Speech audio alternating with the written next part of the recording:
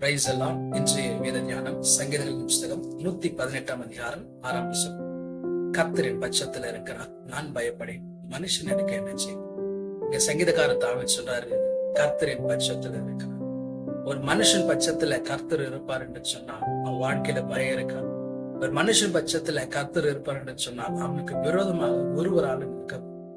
தாவீதுடைய வாழ்க்கையில சவுல் எத்தனை தடவை தாவீதை துரத்தி கொண்டு வரப்படும் போது அவரை கொலை செய்யலாம் என்று சொல்லி எத்தனை தடவை அவர் திட்டம் தீட்டும் போது கூட சவுலால தாவீதை கொலை செய்ய முடியும். காரணம், தாவீதுடைய பட்சத்துல கர்த்தர் இருந்தார்.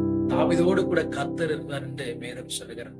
அது மாத்திரமல்ல, ஏசாயா தீர்க்கதரிசி சொல்றாரு 54 அதிகாரம் 15 வசனத்துல, எவர்கள் உனக்கு விரதமாய் கூடுகிறார்களோ அவர்களும் பட்சத்துல வரும். உண்மையாகவே கர்த்தர் என் பட்சத்தில் இருப்பார் என்று சொன்னால் எனக்கு விரோதமாய் கூடுபவர்களை கர்த்தர் என் பட்சத்துல கொண்டு வரும். அது மாத்திரமல்ல, அப்போஸ்தலனாகிய பவுல் தன் ஊழியம் செய்ய அநேக தடைகள் இருந்தாலும் 1 கொரிந்தியர் 16 அதிகாரம் 9 வசனத்தில் சொல்றாரு, எனக்கு அனுகூலமான கதவு திறக்கப்பட்டிருக்கு, எனக்கு விரோதம் செய்கிறவர் அநேகர் இருக்கிறார். எனக்கு திறக்கப்பட்ட அனுகூலமான கதவு இருக்கு, ஆனாலும் எனக்கு விரோதம் செய்கிறவர் அநேகர் இருக்கிறார். ஏனென்று சொன்னால் கர்த்தர் நம் பட்சத்தில் இருப்பார் என்று சொன்னால் நமக்கான அனுகூலமான கதவுகளை திறக்க அவர் உண்மை உள்ளவராக இருக்கிறார். அது மாத்திரம், அவர் நம் பட்சத்தில இருந்து நம்மளை கண்ணோக்கிறவராக இருக்கிறார். நம் பட்சத்தில இருந்து நம்மளை பண்படுத்துகிறவராக இருக்கிறார்.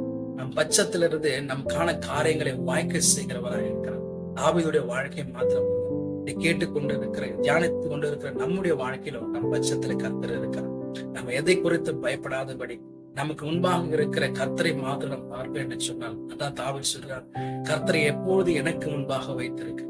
நமக்கு முன்பாக அவர் வைத்திருப்போம் என்று சொன்னால், நம் பட்சத்துல கர்த்தர் இருப்பான்னு சொன்னால் ஒவ்வொரு நாளும் கர்த்தர் வாழ்க்கையில சேர்த்து கொடுக்கிறவராக இருக்கிறார்.